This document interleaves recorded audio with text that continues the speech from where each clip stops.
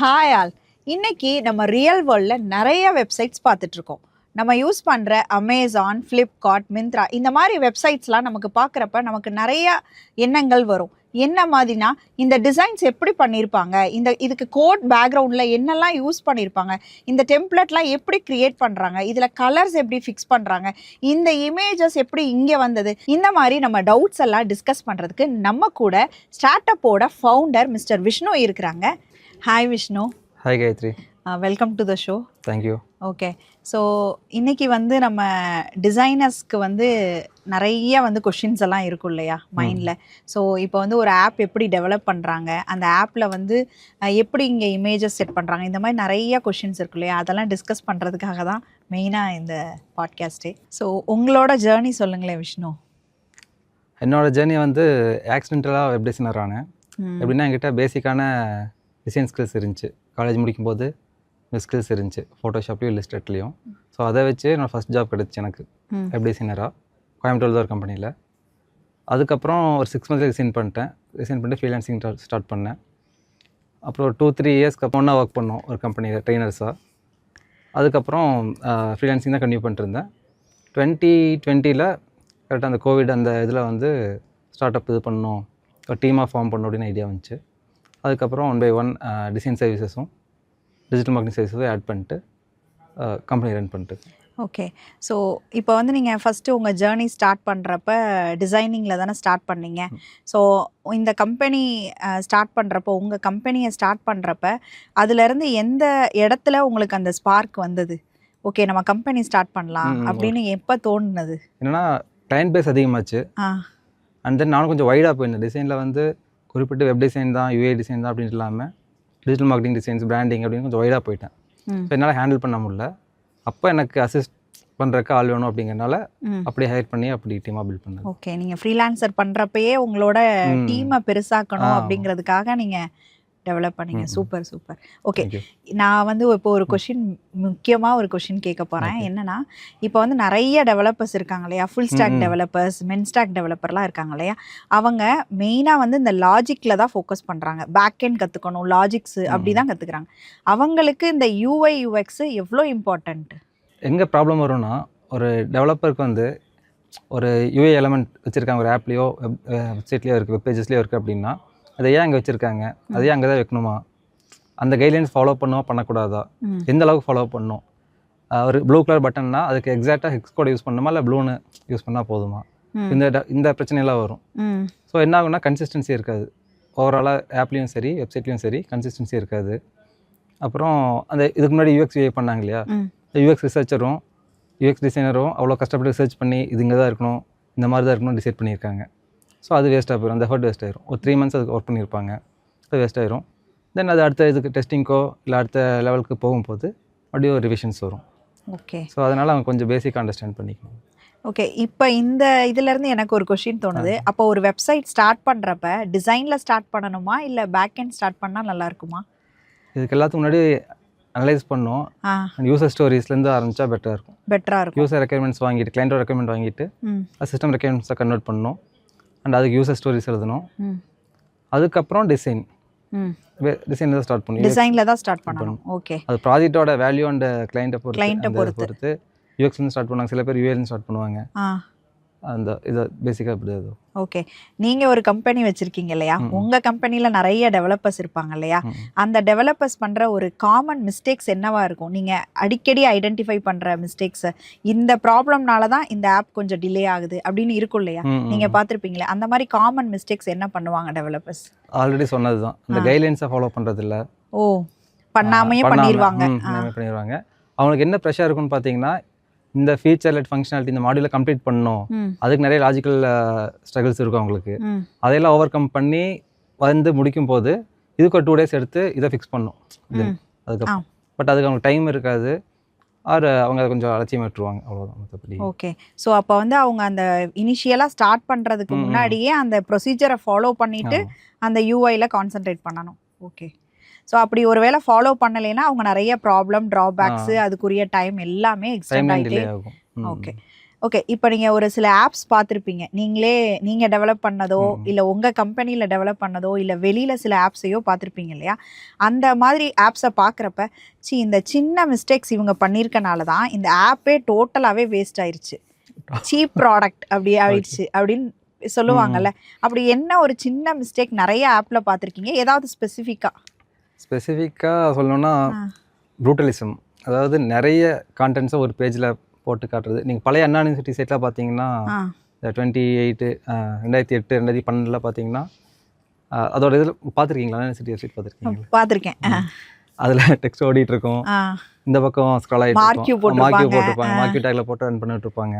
இங்கே பிளிங்க் ஆகிட்டே இருக்கும். அப்புறம் அந்த பேஜை கீழே வரைக்கும் கூட யூஸ் பண்ணிக்க மாட்டாங்க. பாதி இதுலேயே அத்தனை விஷயத்தையும் போட்டிருப்பாங்க.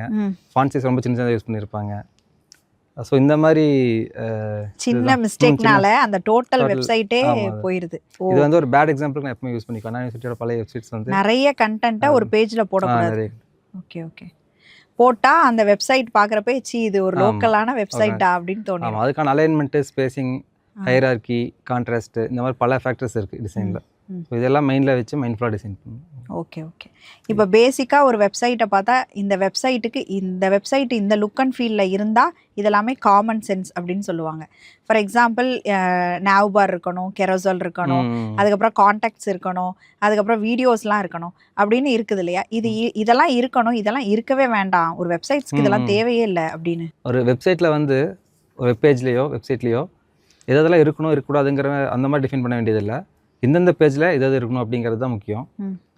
ரொம்ப ஓவர்லோட் பண்ணக்கூடாது. ஒரு சிங்கிள் பேஜில் நிறைய கான்டென்ட்ஸ் போட்டு ரொம்ப ஸ்க்ரால் பண்ணுற மாதிரி இது பண்ணக்கூடாது. அண்ட் டெவலப்பர் சைட்லேருந்து நிறைய ஜாவாஸ்கிரிப்ட் யூஸ் பண்ணக்கூடாது. அது லோட் டைமை பாதிக்கும். எஸ்இஓ அண்ட் கிராலிங் பர்பஸில் கொஞ்சம் பிரச்சனையாகும். ஓகே. ஸோ இப்போ வந்து உங்கள் கம்பெனி இருக்குது. உங்கள் கம்பெனி வந்து இப்போ நீங்கள் வந்து டெவலப்பர் வராங்க, டிசைனரும் வராங்க. யாரை ஃபஸ்ட்டு ரெக்ரூட் பண்ணுவீங்க? 2 பேருக்குமே ஈக்குவல் ரெக்குயர்மெண்ட் இருக்குமா, இல்லை நாங்கள் டிசைனர் தான் ஃபஸ்ட்டு ப்ரிஃபரன்ஸ் கொடுப்போம், அப்படி ஏதாவது சாய்ஸஸ் அப்படி இல்லை, ப்ராஜெக்டோட டிமாண்ட் பொறுத்து தான். ஓகே. இப்போ மேபி வந்து ஒரு ஃபுல் ஸ்டாக் டெவலப்பர் மட்டும்தான் உங்கள் டீமில் இருக்காங்க. ஓகே. அவங்களுக்கு ஆனால் டிசைனரே இல்லை. ஓகே. ஸோ இப்போ மார்க்கெட்டில் வந்து டெவலப்பர்ஸும் வந்து இருக்கிறாங்க, ஹை டிமாண்டட் டெவலப்பர்ஸும் இருக்காங்க, ஹை டிமாண்டட் டிசைனர்ஸும் இருக்காங்க. ஆனால் டிசைனர் டெவலப்பரோட கம்பேர் பண்ணுறப்ப மார்க்கெட்டில் யாருக்கு ஹை டிமாண்ட்? யாருக்கு ஹை டிமாண்ட்னா அது அந்த ஏஜென்சிஸ் அண்ட் கம்பெனிஸ் பொறுத்து. எப்படி டிமாண்ட் இதாகும்னா, ஒரு ப்ராப்பரான ட்ரெடிஷ்னலாங்கிறத விட ஒரு ப்ராப்பரான ப்ராசஸை ஃபாலோ பண்ணுறவங்க யூஎக்ஸ்லேருந்து ஸ்டார்ட் பண்ணி யூஐ அப்புறம் டெவலப்மெண்ட்டுக்கு வருவாங்க. அந்த மாதிரி இது பண்ணுவாங்க. ஸோ அந்த மாதிரி ஒரு டீமில் நீங்கள் ஒர்க் பண்ண போகிறீங்க அப்படின்னா கண்டிப்பாக ரெண்டுக்குமே ஈக்குவல் இம்பார்ட்டன்ஸ் இருக்கும். பட் இப்போ நம்ம நிறைய இதில் பார்க்குறோம், டெவலப்பர்ஸே யூஐ பண்ண விடுறது, யூஐ அந்த ஃபேஸ்க்கே போகாமல் டெவலப்மெண்ட்டு போகிறது. அந்த கம்பெனிஸோட ப்ராசஸை பொறுத்து இருக்குது. அவங்க வந்து சில டைரெக்டாக டெவலப்மெண்ட்டில் ஸ்டார்ட் பண்ணிட்டு அப்புறம் யூஐ ஃபிக்ஸ் பண்ணுவாங்க. யூஎக்ஸ் ஃபிக்ஸ் பண்ணுறது கஷ்டம், பட் யூஏ ஃபிக்ஸ் பண்ணுறாங்க அந்த மாதிரி. ஸோ அந்த மாதிரி இடத்துல நிறைய டெவலப்பர்ஸ் ஹையர் பண்ணுவாங்க, ப்ராடக்ட் MVP லான்ச் பண்ணுவாங்க, அண்ட் தென் அதுக்கப்புறம் யூஏ ஃபிக்ஸ் பண்ணுவாங்க. நிறைய இடத்துல கம்ப்ளீட்டாக ரீபில்டும் பண்ணுறதுக்கான வாய்ப்புகள் இருக்குது. யூஎக்ஸ் ரொம்ப அடி வாங்கிச்சுன்னா ரொம்ப அந்த மாதிரி ரீபில்ட் பண்ணுறதுக்கான வாய்ப்புகள் இருக்குது. ஓகே. அப்போ அது கம்பெனி பேஸ் பண்ணது தான். ஓகே. மார்க்கெட் டிமாண்ட்லாம் இல்லை. மார்க்கெட் டிமாண்ட் இல்லை. ஓகே. இப்போ வந்து ஒரு கம்பெனிக்கு வந்து டெவலப்பர்ஸ் அண்ட் டிசைனர்ஸ் 2 பேருமே தேவை. ஆனால் ஒரு ஸ்டார்ட் அப் கம்பெனி இருக்குது இல்லையா, அந்த கம்பெனியில் நமக்கு ஹியூஜாக எம்ப்ளாயீஸ் எடுக்க முடியாது. ஒரு ஃபுல் ஸ்டாக் டெவலப்பர் தான் இருக்காங்க. ஆனால் அவங்களே டிசைனும் பண்ணணும்னா மினிமமாக அவங்களுக்கு என்ன நாலேஜ் இருக்கணும்? இப்படி பண்ணுறது தப்பு இருந்தாலும் சொல்கிறேன். மினிமம் நாலேஜுங்கிறது டிசைனோட ஃபண்டமெண்டல்ஸ் தெரிஞ்சிருக்கணும். நிறைய பேர் டூல்ஸ் தெரிஞ்சுக்குவாங்க, ஃபோட்டோஷாப்போ ஃபிக்மாவோ இல்லஸ்ட்ரேட்டரோ அந்த மாதிரி டூல்ஸ் தெரிஞ்சுக்குவாங்க. அதுக்கு முன்னாடி அவங்க என்ன கற்றுக்கணும்னா ஃபண்டமெண்டல்ஸ் ஆஃப் டிசைன். எக்ஸாம்பிளுக்கு ஜெஸ்டால் பிரின்சிபல்ஸ் அண்ட் யூஎக்ஸ்க்கு நிறைய லாஸ் இருக்குது. கான்ட்ராஸ்ட், ஹையரார்கி, டிசைனில் contrast, typography and brand guidelines, எப்படி பார்க்கணும், எப்படி படிக்கணும், இது எப்படி யூஸ் பண்ணணும், இம்ப்ளிமெண்ட் பண்ணணும், அந்த மாதிரி சில பேசிக்கான இதெல்லாம் இருந்தால் அவங்களே டிசைனிங்க்கும் நீங்கள் எடுத்துக்குவீங்க. ஓகே. பட் அப்படி பண்ணக்கூடாது. டிசைனர்ஸ் தான் டிசைன் பண்ணணும். ஒரு ஃபுல் ஸ்டாக் டெவலப்பருக்கு இந்த மினிமம் ரெக்குயர்மெண்ட் இருந்தா அவங்க பண்ணலாம். இது வந்து பேசிக் எல்லா டெவலப்பர்ஸ்க்கும் இருக்கணும்னு நினைக்கிறேன் நான். ஓகே. எல்லா டெவலப்பர்ஸ்க்குமே இந்த பேசிக் ஐடியா வந்து இருக்கணும். ஓகே, புரியுது. இந்த ஆன்சர்லேருந்தே ஒரு கொஷின் ஓகே. என்னன்னா, இப்போ நீங்கள் மினிமம் ரெக்குயர்மெண்ட் இதெல்லாம் இருக்கணும்னு சொல்கிறீங்க இல்லையா? அப்போ ஃபுல் ஸ்டாக் டெவலப்பர் எந்த டூல்ஸ் எல்லாம் கற்றுக்கிட்டா அவங்களால டிசைனராக இருக்க முடியும்? என்ன பேசிக் டூல்ஸ் கற்றுக்கணும்?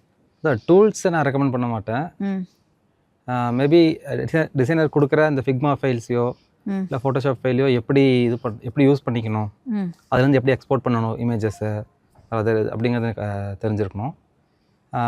இப்போ சொன்னேன்ல ஃபண்டமெண்டல்ஸு, அது வந்து ஸ்ட்ராங்காக இருக்கும். டூல்ஸ் மேட்டர் கிடையாது, நாலேஜ் இந்த இதோட பேசிக் நாலேஜ் இருக்கணும், அவ்வளோதான். ஓகே, ஆனால் எந்த டூல்ஸ் வேணாலும் யூஸ் பண்ணிக்கலாம். மேபி ட்ரெண்டிங்காக நிறைய டூல்ஸ் வரும், அதை கூட யூஸ் பண்ணிக்கலாம். ஒரு மாறிட்டே இருக்கும், ட்ரெண்டுங்கிறது மாறிட்டே இருக்கும், புது ஆப்ஸ் வரும், புது டூல்ஸ் வரும். பட் இந்த ஃபண்டமெண்டல்ஸ் தெரிஞ்சிருந்தால் தான் எந்த டூலுக்கு போனாலும் சர்வே பண்ணணும், அதை யூஸ் பண்ணிக்க முடியும். இப்போ நிறைய ஏஐ டூல்ஸ் வந்துருச்சு இல்லையா?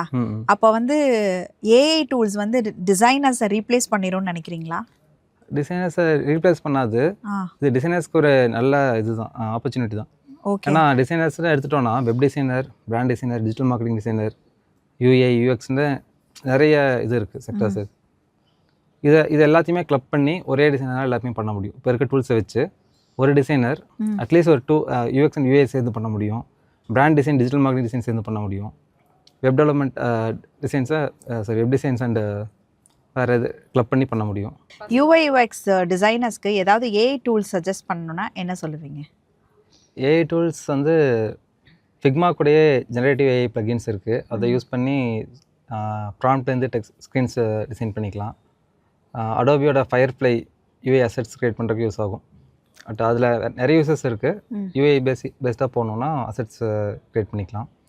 அண்டு லுக் பேக்னு ஒரு UX testing, UX usability testing பண்ண வீடியோஸை அப்லோட் பண்ணோன்னா நிறைய இன்சைட்ஸ் தருது.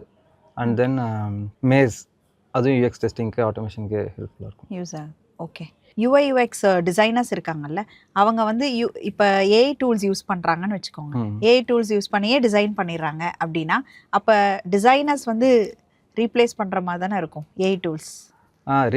அப்படி ஓவர்லோட் பண்ணக்கூடாது. டெவலப்பரோட மைண்ட் வந்து லாஜிக்கலாக திங்க் பண்ணிட்டுருக்கோம், டிசைனர்ஸ் வந்து யூசபிலிட்டி அண்ட் க்ரியேட்டிவிட்டி அந்த லைனில் போயிட்டுருக்கோம். ஸோ அப்படி சேர்த்து பண்ணோன்னா டெவலப்பர்ஸ் வந்து எப்படி முதல்ல ஃப்ரண்ட் அண்ட் டெவலப்பர்னு தனியாக இருந்தாங்க, பேக் எண்ட் இருந்தாங்க, நிறைய ப்ரோக்ராமிங் லாங்குவேஜ் வந்ததுக்கப்புறம் ஃபுல் ஸ்டாக் டெவலப்பர்ஸ் வந்துட்டாங்க. ஸோ ஃப்ரண்ட் அண்ட் பேக் எண்டை கிளப் பண்ணி எப்படி ஒரு புது ரோல் வந்துச்சோ அந்த மாதிரி எல்லா டிசைனர்ஸ்க்கும் யூஎக்ஸ் யூஐ வெப் எல்லாத்தையும் ஒருத்தனால ஹேண்டில் பண்ண முடியும் அளவுக்கு டூல்ஸ் வச்சு பண்ணிக்கலாம். ஏஐ டூல்ஸ் வந்து அது ஹெல்ப்ஃபுல்லாக இருக்கும். ஒரு ஏஐ டிசைனர் யூஎக்ஸ் பண்ண முடியும். டிசைனரை ரீப்ளேஸ்லாம் பண்ணாது, ரீப்ளேஸ் பண்ணாது, அவங்களோட ரோல்ஸ் அண்ட் ரெஸ்பான்சிபிலிட்டி அதிகமாகும். ஓகே, அதே தான் இப்போ ஃபுல் ஸ்டாக் டெவலப்பர் இருக்காங்க, அவங்களோட ப்ராஜெக்ட்ஸில் டிசைன் பண்ணுறதுக்கு ஏஐ டூல்ஸே யூஸ் பண்ணி டிசைன் பண்ணிக்கிறாங்க. அந்த இடத்துலையும் டிசைனர் ரோல் ரீப்ளேஸ் ஆகுமா ஆகாதா? அது கம்பெனிஸ் பொறுத்து தான். ஆல்ரெடி நிறைய கம்பெனிஸ் அப்படி தான் பண்ணுறாங்க. டெவலப்பர்ஸ்க்கே வந்து ஓவர்லோட் பண்ணுறாங்க டிசைன் ஒர்க்கையும் கொடுத்து. ஸோ ஆல்ரெடி ரீப்ளேஸ் பண்ணிட்டு தான் இருக்காங்க.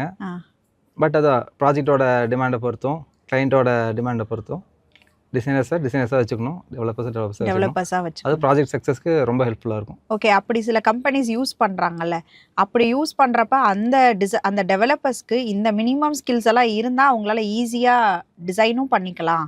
அந்த கம்பெனிஸோட ரெக்குயர்மெண்ட்டுக்கு ஏற்றாப்புல, கிளைண்ட்டோட ரெக்குயர்மெண்ட்டுக்கு ஏற்றாப்புல இந்த மினிமம் ஸ்கில்ஸ் இருந்தால் அந்த டெவலப்பர்ஸே டிசைனராக பண்ண முடியும் அப்படின்னா என்ன ஸ்கில் சொல்லுவீங்க? ஓகே, இப்போ நிறைய ஏஐ டூல்ஸ் இருக்குல்ல, லிஸ்ட் பண்ணி நிறைய சர்ச் பண்ணி நிறைய வரும். ஸோ டூல்ஸை விட்டுடலாம். அந்த டூல்ஸை எப்படி யூஸ் பண்ணிக்கணும், என்ன அதுக்கிட்ட கேட்கணும், அந்த ஏஐ டூல்கிட்ட போய் ப்ராம்ப்டாவோ இல்லை இமேஜ் அப்லோட் பண்ணி கேட்குறோன்னா என்ன கேட்கணுங்கிற இது வேணும். ஸோ அதுக்கு தான் ஆரம்பத்தில் சொன்னேன், டிசைன்ஸோட ஃபண்டமெண்டல்ஸ் லைக் ஜெஸ்டால்ட் பிரின்சிபல்ஸ், அப்புறம் யூஎக்ஸோட லாஸ் நிறைய இருக்குது, கான்ட்ராஸ்ட், ஹையரார்கி, டைப்போகிராஃபி, இந்த மாதிரி பேசிக்கான விஷயங்கள் நிறைய இருக்குது.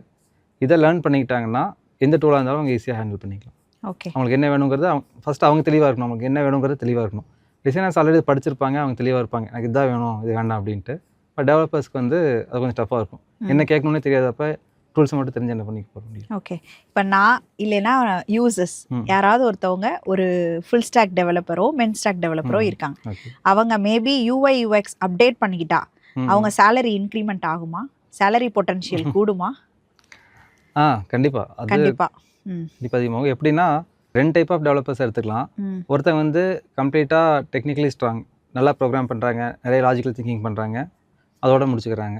இன்னொருத்தங்க இருக்காங்க, அவங்க வந்து யூசர் சென்ட்ரிக்காகவும் யோசிக்கிறாங்க. ஒரு யூசர் வந்து எப்படி யூஸ் பண்ணுவாங்க, அவங்களுக்கு யூஸ் பண்ணும்போது என்ன ஸ்ட்ரகிள்ஸ் வரும், ஸோ யூசர் பர்சோனாஸ் பேஸ் பண்ணி திங்க் பண்ணுறாங்க.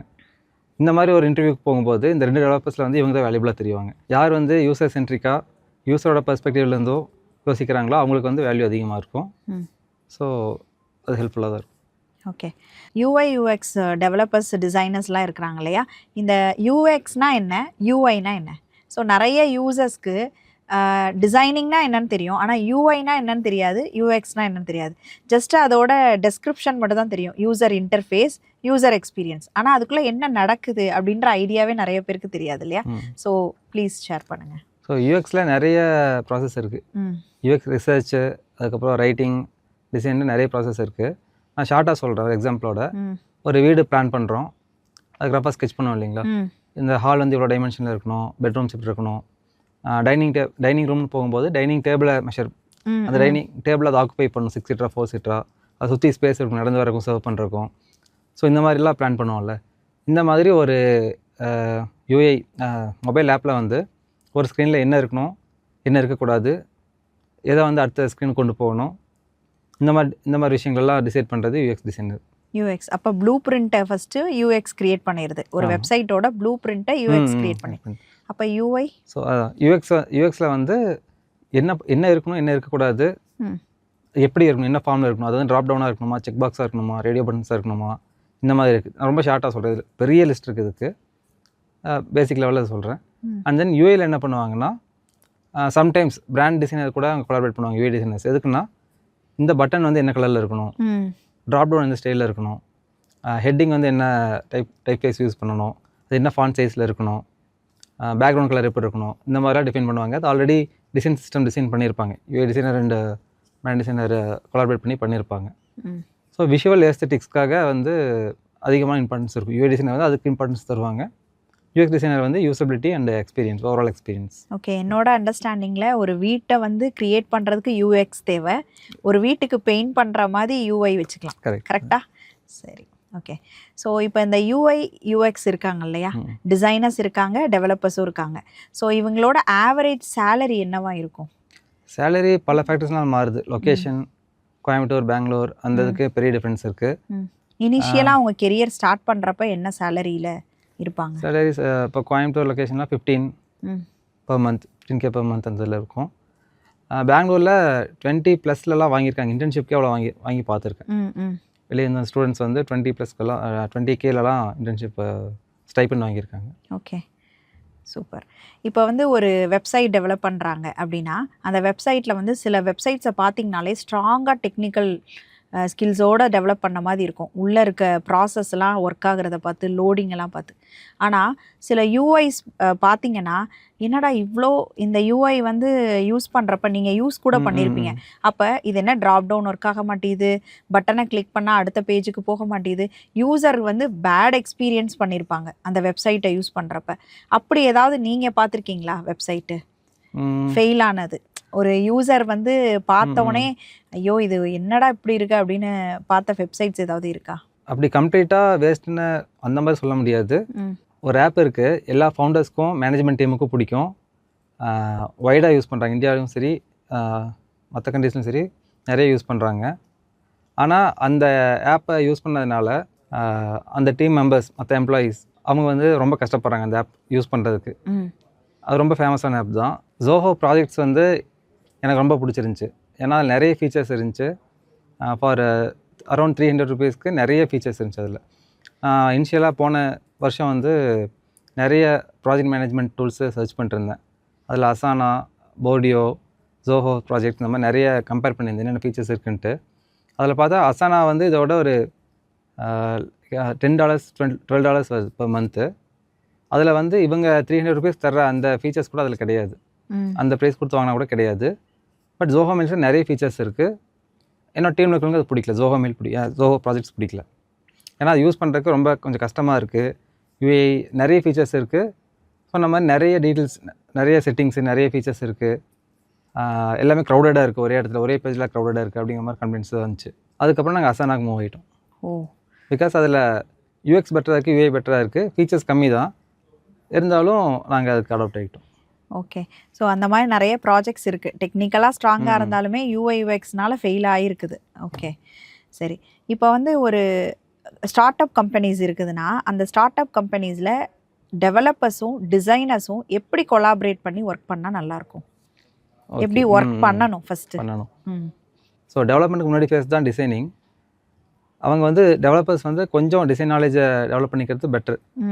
டூல் ஸ்கில் தேவையில்லை, அவங்க ஒர்க் பண்ணணுன்ட்டு இல்லை. பட் டிசைனர்ஸ் என்ன பண்ணுறாங்க, எதுக்காக இதை பண்ணுறாங்க, அதை ஏன் ஃபாலோ பண்ணணும், அதை ஏன் இம்ப்ரூவைஸ் பண்ணக்கூடாது அப்படிங்கிற விஷயத்த தெரிஞ்சுக்கணும். ஒரு ப்ராடக்ட் டெவலப் பண்ணுறப்ப டிசைன் இம்பார்ட்டன்ட் தான், ஆனால் எந்த அளவுக்கு இம்பார்ட்டண்ட்? ஒரு ப்ராடக்ட்டில் நிறைய ஃபீச்சர்ஸ் இருக்குது, அதை ஆக்சஸ் பண்ண முடியணும், ரொம்ப ஈஸியாக பண்ண முடியணும். ஸோ யூசர் ஃப்ரெண்ட்லியாகவும் இருக்கணும், அந்த யூசபிலிட்டியும் இருக்கணும். இதுதான் மெயின் ஃபேக்டர். அதுக்கப்புறம் விஷுவல் எஸ்தெட்டிக்ஸும் கொஞ்சம் இம்பார்ட்டன்ட் தான். ஃபர்ஸ்ட்லாம் பார்த்தீங்கன்னா டிசைனர்ஸ் அப்படின்னால க்ரியேட்டிவிட்டி அப்படிங்கிற மாதிரி இருந்துச்சு. லாஸ்ட் 5 இயர்ஸாக வந்து யூசபிலிட்டி அண்ட் யூசர் ஃப்ரெண்ட்லினஸை ரொம்ப பெரிய ஃபேக்டராக பார்க்குறோம். ஓகே. உங்கள் கம்பெனி வந்து இப்போ நல்ல க்ரோயிங் ஸ்டேஜுக்கு போயிடுச்சு. இனிஷியலாக ஸ்டார்டிங் லெவல்னு இருக்குல்ல, அந்த டைமில் எந்த மாதிரி டெவலப்பர்ஸ் இருந்தனால உங்கள் கம்பெனி இந்த லெவலுக்கு வந்தது? எந்த மாதிரி டெவலப்பர்ஸ் இருந்தாங்க? நான் ஆல்ரெடி சொன்ன மாதிரி டெவலப்பர்ஸ்க்கு வந்து டிசைனிங் டாஸ்க் கொடுத்து அவங்கள வந்து கன்ஃபியூஸும் பண்ணக்கூடாது, ஓவர்லோடும் பண்ணக்கூடாது. பட் ஸ்டில் அந்த பேசிக்ஸை அண்டர்ஸ்டாண்ட் பண்ணிக்கிட்டு இருந்த டெவலப்பர்ஸ்க்கு வந்து கொஞ்சம் ஹெல்ப்ஃபுல்லாக இருந்தாங்க எனக்கு. யூஐ யூஎக்ஸ் டிசைனர்ஸ் இருக்காங்க, டெவலப்பர்ஸ் இருக்காங்க. 2 பேருக்கும் என்ன டிஃப்ரென்ஸ்னு நினைக்கிறீங்க? யூஎக்ஸ் அண்ட் யூஐ டிசைனர்ஸ் வந்து wire framing, prototyping and high fidelity design பண்ணுவாங்க. பேசிக்காக டிசைன் தான், அதை வந்து யூஸ் பண்ண முடியாது. டெவலப்மெண்ட்டில் பார்த்தீங்கன்னா யூஐ டெவலப்பர்ஸ் இருக்காங்களே, அவங்க scripting and programming language use பண்ணி அந்த டிசைன்ஸ்க்கு வந்து ஃபங்க்ஷனலாக மாற்றுவாங்க. ஓகே. யூஎக்ஸ் டெவலப்பருங்கிறது வந்து ரொம்ப ரேரான ரோலு, நிறைய கம்பெனிஸில் பார்க்க முடியாது. இப்போது யூஎக்ஸ் டிசைனர்ஸ் பண்ணியிருப்பாங்களே, எக்ஸ்பீரியன்ஸ் அண்ட் இன்ட்ராக்டிவ் டிசைன்ஸ் பண்ணியிருப்பாங்க. அந்த டிசைன்ஸ் எல்லாம் பண்ண ஒர்க்கை இந்த டெவலப்மெண்ட் சைடில் இருந்து ப்ராடக்ட்டில் அது இம்ப்ளிமெண்ட் ஆகிருக்கா, அந்த எக்ஸ்பீரியன்ஸ் இங்கே டெலிவர் ஆச்சா அப்படிங்கிறத டெஸ்ட் பண்ணி ஃபிக்ஸ் பண்ணுவாங்க. ஓகே. ஸோ உங்கள் கம்பெனிக்கு ஒருத்தவரை ரெக்ரூட் பண்ணுறீங்க. ஓகே, ஃப்ரெஷர்ஸ் வராங்க, அவங்கள ரெக்ரூட் பண்ணுறீங்கன்னா டெக்னிக்கல் ஸ்கில்ஸ் இல்லாமல் இந்த நான் டெக்னிக்கல் ஸ்கில்ஸ் இருந்தால் கண்டிப்பாக அவங்கள நான் ரெக்ரூட் பண்ணுவேன்னா அது என்ன? Understanding skills. ஓகே. ஸோ அவங்களுக்கு அந்த கான்செப்டை அண்டர்ஸ்டாண்ட் பண்ண தெரியுதான்னு செக் பண்ணுவீங்க. ஓகே. ஓகே. ப்ரோக்ராமிங்கில் மட்டும் ஸ்ட்ராங்காக இல்லாமல் அது எதுக்காக பண்ணுறோம், ஆல்ரெடி பேசின மாதிரி யூஎக்ஸ் யூஐ எதுக்காக அப்படிங்கிறத தெரிஞ்சுக்கிட்டு அது யூசர் எண்ட்லேருந்து யோசிச்சு அந்த மாதிரி ஒர்க் பண்ணுற ஒரு ப்ரிஃபர் பண்ணுவேன். ஓகே. யூஐ யூஎக்ஸ் டிசைனர்ஸ் இருக்காங்க இல்லையா, அவங்களுக்கு என்ன பேசிக் ஸ்கில்ஸை நீங்கள் ஹைலைட் பண்ணணும்னு நினைக்கிறீங்க? என்ன அட்வான்ஸ் ஸ்கில்ஸ், லைக் யூனிக்காக இந்த ஸ்கில்ஸ் இருந்தால் கண்டிப்பாக உங்களுக்கு இந்த மாதிரி அட்வான்ஸ் லெவலுக்கு போக முடியும் அப்படின்ற என்ன ஸ்கில்ஸ் சொல்லுவீங்க? ஓகே, இதை வந்து யூஐ யூஎக்ஸ்லேயே சொல்கிறேன். ஸோ நீங்கள் ஆல்ரெடி சொன்ன மாதிரி ஏஐ டூல்ஸ் வருது, ஜாப் செக்யூரிட்டி இருக்குது, அந்த மாதிரிலாம் கேட்டிங்கல்ல. ஸோ யூஐ மட்டும் ஃபோக்கஸ் பண்ணி படிக்காமல் அவங்களுக்கு யூஎக்ஸ் ஸ்கில் இருந்தால் கொஞ்சம் அட்வான்ஸ்டாக இருக்கும்னு நினைக்கிறேன். பிகாஸ் இப்போ நிறைய கிளைண்ட்ஸ் வந்து கேட்குறாங்க, எனக்கு யூசர் ஃப்ரெண்ட்லியாக இருக்கணும் அப்படிங்கிற வார்த்தை யூஸ் பண்ண ஆரம்பிச்சிட்டாங்க. ஸோ இப்போ வந்து நிறைய ஹெச்ஆர்ஸ் வந்து ரெக்ரூட் பண்ணுறாங்கல்ல கம்பெனிக்கு, அப்போ வந்து இந்த ரெஸ்யூமில் இந்த பேசிக் ஸ்கில்ஸ் எல்லாம் ஒரு யூஐ யூஎக்ஸ் டெவலப்பருக்கோ டிசைனர்ஸ்க்கு இருந்தால் அது நல்லாயிருக்கும். இந்த ஸ்கில்ஸ் எல்லாம் இருக்கா, கண்டிப்பாக இவங்களை இந்த ஸ்கில்ஸை வச்சு ரெக்ரூட் பண்ணிக்கலாம் அப்படின்னு ஒரு அட்வான்ஸ் ஸ்கில்ஸ் இருக்கு இல்லையா, அந்த மாதிரி பேசிக் ஸ்கில் என்ன இருக்கணும், அட்வான்ஸ் ஸ்கில் என்ன இருக்கணும்னு சொல்லுங்கள். டூல்ஸ் எல்லாமே பேசிக் ஸ்கில் இருக்கலாம். இப்போ ஃபோட்டோஷாப் ஆகட்டும், இல்லஸ்ட்ரேட்டர், ஃபிக்மா, இந்த மாதிரி டூல்ஸை வந்து அது தெரிஞ்சிருக்கிறது வந்து பெரிய அட்வான்டேஜஸ் கிடையாது. எல்லாருமே அதை யூஸ் பண்ண தான் போகிறாங்க, எல்லாருமே அதை ஆட் பண்ண தான் போகிறாங்க ப்ரொஃபைலில். அட்வான்ஸ்டாக தெரியணும் அப்படின்னு தெரியும்னா இந்த ப்ராப்ளம் சால்வ் பண்ணீங்க, என்ன பிரச்சனையாக இருந்துச்சு, என்ன ப்ராப்ளம் சால்வ் பண்ணீங்க அப்படிங்கிறது வந்து அவங்க ப்ரொஃபைலில் இருந்தால் பெட்டராக இருக்கும். ப்ளஸ் ஒரு கோர்ஸ், அட்லீஸ்ட் ஒரு 3 months ஒரு கோர்ஸ் படிச்சிருந்தாங்கன்னா, நான் சொன்னேன்ல இந்த ஃபண்டமெண்டல்ஸ் எல்லாமே கவர் ஆகிருக்கும், அவங்க அந்த என்வரான்மெண்ட்டுக்கு செட் ஆகிருப்பாங்க, எப்படி யோசிக்கணும் என்ன பண்ணணுங்கிறது செட் ஆகிருப்பாங்க. ஸோ எங்களுக்கு வந்து அவங்கள இதுலேருந்து ஃபீட் பண்ண வேண்டிய அவசியம் இருக்காது, பேசிக்லேருந்து ஃபீட் பண்ண வேண்டிய அவசியம் இருக்காது, டேரெக்டாக ப்ராஜெக்டாக ஒர்க் பண்ண வைக்க முடியும். ஓகே. நம்ம வீடியோ பார்க்குற அஸ் வெல் அஸ் ஃப்ரெஷர்ஸ்க்கு என்ன சொல்லலான்னு நினைக்கிறீங்க? நீங்கள் ஒரு கீ பாயிண்ட்ஸை சொல்லணும்னா என்ன சொல்லலாம்னு நினைக்கிறீங்க? டூல்ஸை கற்றுக்கிறதுக்காக நிறைய டைம் ஸ்பெண்ட் பண்ணுறதை விட ஃபண்டமெண்டல்ஸ், ரூல்ஸ் அண்ட் லாஸை வந்து கற்றுக்கிறதுக்கு கொஞ்சம் டைம் ஸ்பெண்ட் பண்ணணும். அதே மாதிரி அதில் கொஞ்சம் எஃபர்ட் போடணும். இதை ஏன் மறுபடியும் சொல்கிறேன்னா, நான் ஃப்ரீலான்ஸாக ஸ்டார்ட் பண்ணும்போது கூட நிறைய டைம் வேஸ்ட் பண்ணிட்டேன். இந்த மாதிரி வெறும் டூல்ஸை மட்டுமே டிபெண்ட் பண்ணினா அப்போ வந்து இந்த ஆன்சர் இன்ஜின்ஸ் கிடையாது, ஏஐ, சாட் ஜிபிடி, இந்த மாதிரி எதுவும் கிடையாது. ஸோ நிறைய பிளாக்ஸ் படிக்க வேண்டியது இருக்கும். டூல்ஸ் கன்ஸ்டன்ஸ் நிறைய இருந்துச்சு. ஃபோட்டோஷாப் இல்லஸ்ட்ரேட்டரோட முடிஞ்சிடும். இப்போ கேன்வாலாம் இருக்குது, அதை கொஞ்சம் ஈஸியாக டிசைன் பண்ணுறாங்க, நிறைய டெம்ப்ளேட்ஸ் இருக்குது. அப்போ அந்த மாதிரி கிடையாது. ஸோ இது வந்து கொஞ்சம் க்ரூசியலாக இருக்கும். டூல்ஸ் இல்லாமல் ப்ரொசீஜர்ஸ் பிளானிங் இதெல்லாமே ப்ராப்பராக கற்றுக்கிட்டா அவங்களால ஈஸியாக டிசைன் ஸ்கில்ஸை இம்ப்ரூவ் பண்ணிக்க முடியும். Correct. இந்த மாதிரி உங்களோட டிசைன் ஸ்கில்ஸை வந்து டெவலப் பண்ணுறதை பற்றி நிறைய கொஷின்ஸ் கேட்டோம். அதுக்கு ஒரு ஆன்சர்ஸும் உங்களுக்கு இந்த வீடியோ மூலமாக கிடச்சிருக்கும்னு நினைக்கிறேன். ஸோ இதை தவிர வேறு ஏதாவது உங்கள் மைண்டில் கொஷின்ஸ் இருந்தால் கண்டிப்பாக அதை கமெண்ட் பண்ணுங்கள், நாங்கள் உங்களோட டிஸ்கஸ் பண்ணுறோம். தேங்க்யூ விஷ்ணு, எங்கள் கூட டைம் ஸ்பெண்ட் பண்ணி இந்த மாதிரி எப்படி வந்து ஒரு டிசைன்ஸ் வந்து பண்ணணும், டிசைனர்ஸ் எதெல்லாம் ஃபோக்கஸ் பண்ணால் அவங்களால ஈஸியாக இன்டர்வியூ கிளியர் பண்ண முடியும், எதில் ஃபோக்கஸ் பண்ணுங்கள், எதை தேவையில்லாமல் யூஸ் பண்ண வேணாம், நிறைய டிஸ்கஸ் பண்ணீங்க. ரொம்ப தேங்க்யூ. தேங்க்யூ காயத்ரி.